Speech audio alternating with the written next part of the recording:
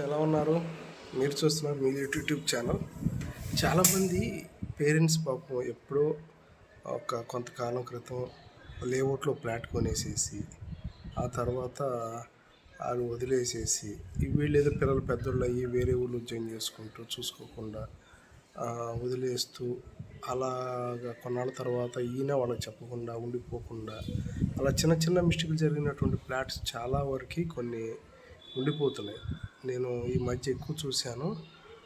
వీళ్ళు ఆ డాక్యుమెంట్లు బ్యాంకులో పెట్టి కొంత డబ్బులు తీసుకోకపోవడము, లేకపోతే డబ్బులు కట్టి ఫ్లాట్లు తీసుకోకపోవడము, డాక్యుమెంట్లు తీసుకోకపోవడము, ఇలాంటి చిన్న చిన్నవి జరుగుతున్నాయి. వాస్తవానికి చాలామంది కాస్త లేఅవుట్లో పాత ఫ్లాట్లు కొంటే ఎక్కడికి పోవండి. భూమి అన్న తర్వాత ఒకసారి కొన్న తర్వాత అది ఎప్పటికైనా సరే అది అక్కడే ఉంటుంది. కాబట్టి దాన్ని ఏ రకంగా సంపాదించుకోవాలనేది నేను 4-5 పద్ధతులు చెప్తాను.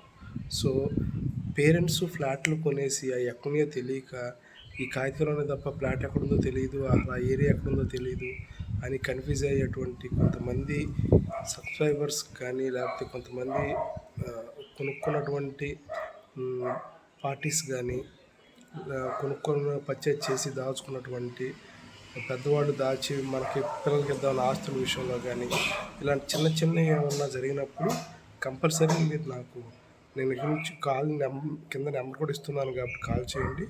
మీకు ప్రాబ్లం క్లియర్ చేస్తాను. అది ఎలా తీసుకోవాలి, మీ ఫ్లాట్ ఎలా వస్తుంది, ఎలా ఆ ఫ్లాట్ని మీరు ఐడెంటిఫై చేసుకోవాలనే విషయాలు కూడా మీకు క్లియర్గా చెప్తాను. సో మీరు దాన్ని ఫాలో అయ్యి మీకు మీ నాన్నగారు ఆ రోజే 100 రూపాయలతో గజం 150, 500, 300 కొన్నది ఇప్పుడు గజం వచ్చేసి 30,000, 15,000, 16,000, 10,000, 7,000 అలాగ మారిపోయినాయి, చాలా చోట్ల ఉన్నాయి. సో ప్రీమియం కూడా అయిపోయినాయి ఉన్నాయి కొన్ని ఫ్లాట్స్.